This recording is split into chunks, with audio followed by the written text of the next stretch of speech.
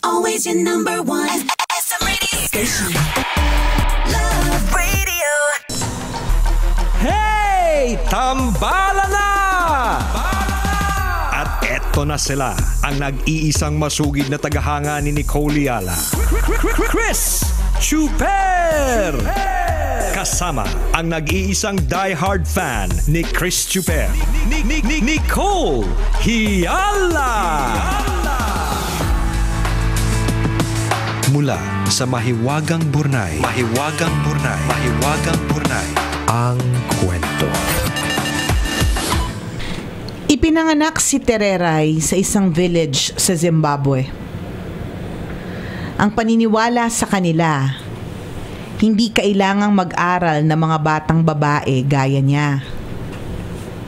Pero tutol man ng magulang, pinilit ni Tereray na mag-aral sa sariling paraan. Nakikibasa siya sa mga aklat ng kanyang kapatid na lalaki. Tinuturuan niya ang sarili na magbasa at magsulat. Hindi nagtagal, si Tereray na ang gumagawa ng homework ng kanyang kapatid. Nang malaman ito sa eskwelahan, kinumbinse ng isang guro ang ama ni Tereray na papasukin ang bata sa eskwela. Laking tuwa ng bata nang mapapayag ang amang makapag-aral siya.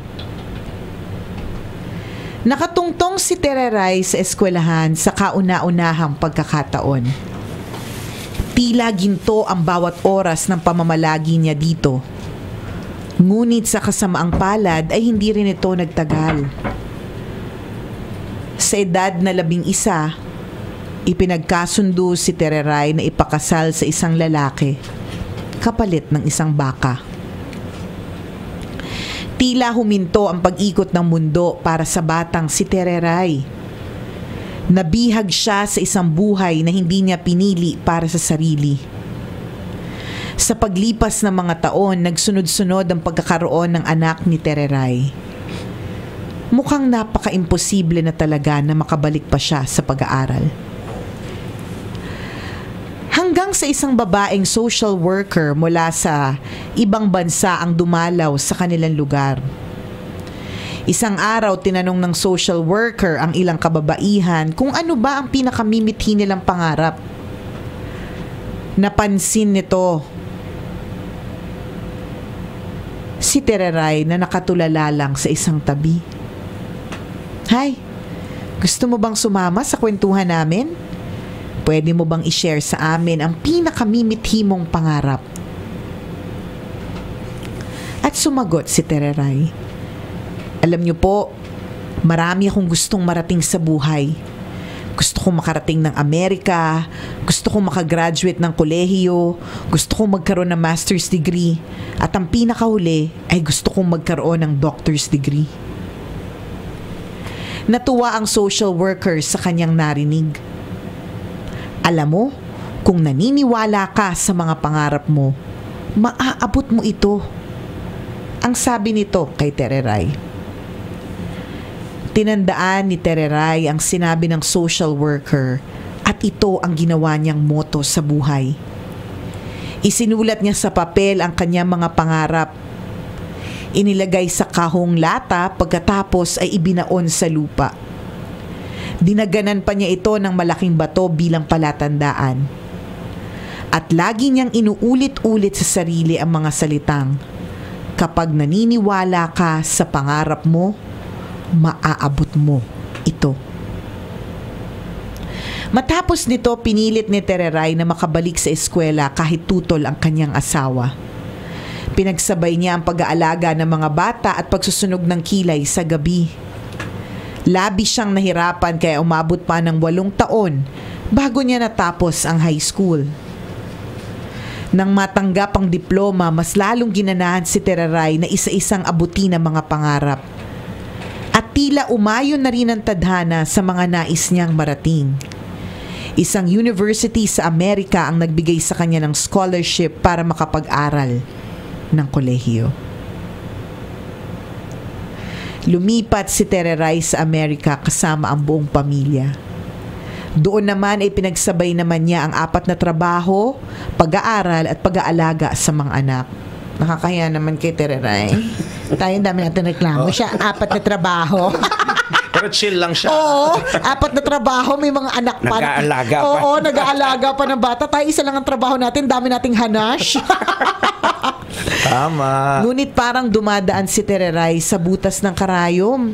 May mga pagkakataon na sa sobrang kakapusan, nangangalakal na lang sila ng tira-tirang pagkain sa basurahan.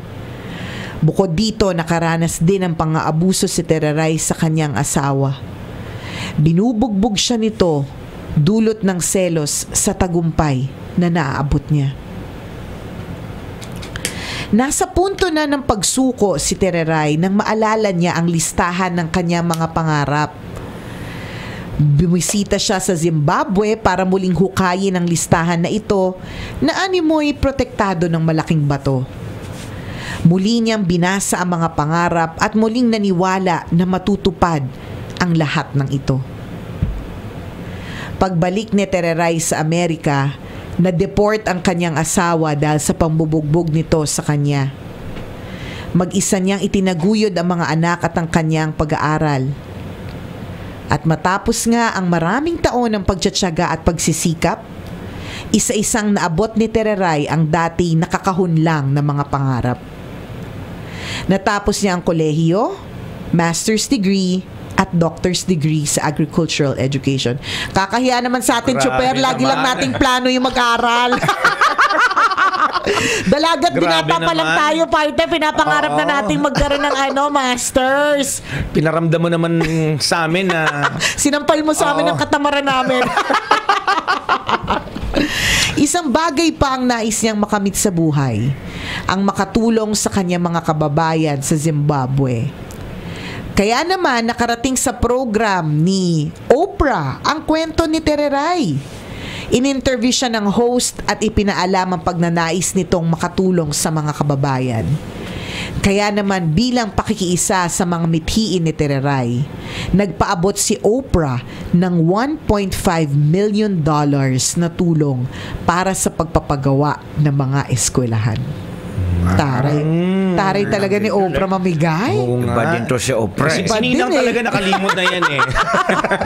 Sa ngayon, 11 schools na ang naipatayo sa lugar ni Tereray sa Zimbabwe, kung saan mahigit 6,000 mga bata ang maayos na nakakapag-aral. Patuloy si Tereray sa pagpapahayag ng kanyang mensahe na kapag naniwala ka sa mga pangarap mo, siguradong maaabot mo ito. Ang kwentong ito ay mula sa tunay na karanasan ni Dr. Tereray Trant, isang scholar, humanitarian at motivational speaker ng Zimbabwe, Africa.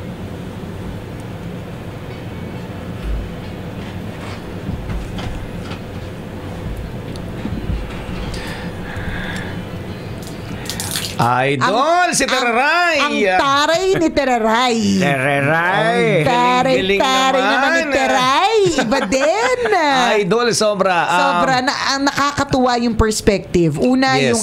yung law of attraction. Di ba sabi nga daw po nila, yung law of attraction, kailangan isinusulat mo siya. Sabi nga, di ba, ilang beses na to napatunayan yung mga nagdikit ng mga pictures ng sasakyan o kaya ng bahay. Tapos pag binalikan nila yung dinikit nilang yon sa kung saan man, 'di ba? Marirealize nila na yung bahay nila ngayon na nakatayo, ganun-ganun yung itsura. O kaya yung Galing, sasakyan na yun, 'di ba? Kasi ina-attract mo ng bonggang-bongga. Yun yung sinasabi natin, dapat yung i-attract mo positive na enerhiya. Totoo Bawal yan. ang mga negatron. Kasi mag-conspire talaga ang lahat ng mga planeta, ang buong universe para ibigay sa iyo ang nararapat para sa iyo. Kasi yun ang iniisip mo. Yun ang sinasabi sa law of attraction. That's one thing. What you think you become. Yes. So kung iniisip mo na magiging successful ka or hindi magiging successful ka, nangyari na, ito na na yon, di ba? It will happen. Tama. Tignan mo, bakit paulit-ulit na naloloko ka ng mga lalaki? Kasi paulit-ulit na sinasabi mo sa utak mo na lahat ng lalaki Lolokohin ka. manloloko, di ba? Tama. So, ang ina-attract mo mga lalaki ngayon, yung mga napupunta sa'yo, yung ina-attract mo Mga manloloko talaga. Mga manloloko. Kasi, palibasa, lagi mong iniisip na lahat ng lalaki manloloko, di Yun yung ba? Tama. sinesend mo na brainwaves mo Correct sa sa ano universe. universe. Life is a boomerang, 'di ba? Kung anong ibinato mo, yun din ang ibabalik sa iyo, friend. So isang pagpapatunay na yun na very effective talaga ang law of attraction. That's one thing. Second thing it pays to be good. Correct ka. 'Di ba kapag talagang mabait kang tao, no, bibigay sa iyo yung tamang daan na tatahakin mo at talagang ipapamit sa iyo ng universe yung mga taong dapat mo makilala para tumulong sa iyo na maabot ang mga pangarap mo. Isipin mo yun, 'di ba? Pwede namang hindi ka mapansin ni Oprah eh. Oo, Pwede diba? namang ibang tao yung mapansin ni Oprah, pero bakit ikaw? Bakit siya yung sa Diba? dinami-dami ng tao, bakit pinakilala sa iyo? Bakit mo na-meet yung mga ganitong tao? Lahat ng mga tumulong sa iyo, 'di ba? Yun dahil mabait kang tao. Nagmanifest na yung universe dahil sa iniisip mo na positive nga kaya Tama. nakapag-attract ka ng positive. So kung walang tumutulong sa'yo, parang lagi kang malas, eh baka naman kasi may ugali ka. Oh. Oo nga, totoo naman. Kaya magpakabait ka, totoo, saswertehin ka sa buhay, ang mga pangarap mo, unti-unti mo makakamit kapag mabait kang tao kasi lalapit at lalapit sa itong mga taong to para tulungan ka. Tsaka ang ang tiyaga mo. Yes. Grabe. Sobra talaga sobra talagang kapag ka may tiyaga, may nilaga. Correct. Nilaga, pakbet, 11 na eskwelahan. Doctor's degree, master's degree. Ang tiyaga niya kasi alam mo, Totanghenyo, lagi namin itong sinasabi ni Chuper. Mag-aaral ba tayo? Mga ganyan, yung mga pag naiisip mga namin. 10 years ago na namin binabanggit yan. Wala pa Gusto namin kami. mag-masters, Oo. ganyan. Graduate na sana kayo. Actually, graduate na sana kami Oo. kung ginawa na sana namin. Ang dami. Alam mo, meron nga ako nabasa kanina na isang linya, dumaan lang sa timeline ko, na very true eh. Parang, it's not true that you are so busy. There are some things that you just that you just need to prioritize. Yes. So, obviously, hindi natin siya priority partner kasi, di ba, Hindi, tsaka marami tayong rason sa buhay, Oo, ganun. hindi natin siya ginawa ng oras eh. Di ba? Pero Totoo. ito, napakatsaga. Isipin mo yun ha, yung nag-aalaga ka ng anak, napakahirap na nun. Pagsabayin mo yung 4 na trabaho, napakahirap din. Tapos nag-aaral ka pa. Grabe lang. Alam mo, nakakamangha dito sa kay Tereray yung na-master niya yung way na paano mag-divert ng kanyang nararamdaman kasi that's very negative yung sinasaktan ka ng asawa mo. Correct. Negative ka agad yan may iinis Tama. ka pero na-divert niya into positive. Kaya yung law of attraction naging positive. Tama. Napaka-optimistic niyang ng tao. Totoo yun. Diba, looking at the difficulties, kung sa ating gawin yan, baka ako baliw na ako ngayon eh. Ako din. Sigurado. Ako malamang. Galing ka sa school, alaga na batukan ka pa ng asawa mo. Oo, Ba't diba? ang tali-talino mo? Buisit ka, ang galing mo, di ba? Ang pinaka na malupit, yung nung sa unang-unang parte pa lang, yung nag-aaral siya, tapos biglang nga sinabi na nanay niya, "Oh, nak, by the way, hindi ka na mag-aaral kasi pinagkasundo na kita para sa isang baka." Correct. Di ba? Palit baka. Nakakainis. Pinagpalit sa baka. Pero siguro kasi diba tradition nila yun, yung mga ganun yung mga pinagkakasundo. Isipin mo yun, pinagpalit Kapalit ng ka baka. Diba? Hindi, unang-una pa lang ang mga babae ay hindi allowed na makapag-aral. Diba? Doon pa lang, ang mga babae hindi allowed na mag-aral, hindi kailangan mag-aral. Siguro ang paniniwala nila sa lugar nila, mag-anak lang kayo, mag-alaga, mga ganun, diba? Pero Correct. siya, dinefy niya yun eh. Hindi, may pangarap ako. Oo, may Mag-aaral role ako sa lipunan na Correct. makakatulong ako sa maraming tao. Kailangan nilang serbisyo ko. Ang ginagawa ng lipunan, binabalik siya ulit doon, Diba? di ba? Pinagpalit siya sa baka, mga gano'n. Pero sorry, sabi ni ni Tereray, hello! Sabi niya, Hindi niya diba? ako kaya. You can't touch me. Di ba? Hindi niyo ako carry. Oh, I'm undisputed, ganyan. Di ba? Hindi totoo yun, mga kaibigan. Ano yung sasabihin ko tuloy? Nakalimot na. Yung totoo yun, yung deprived ka sa napakaraming bagay eh.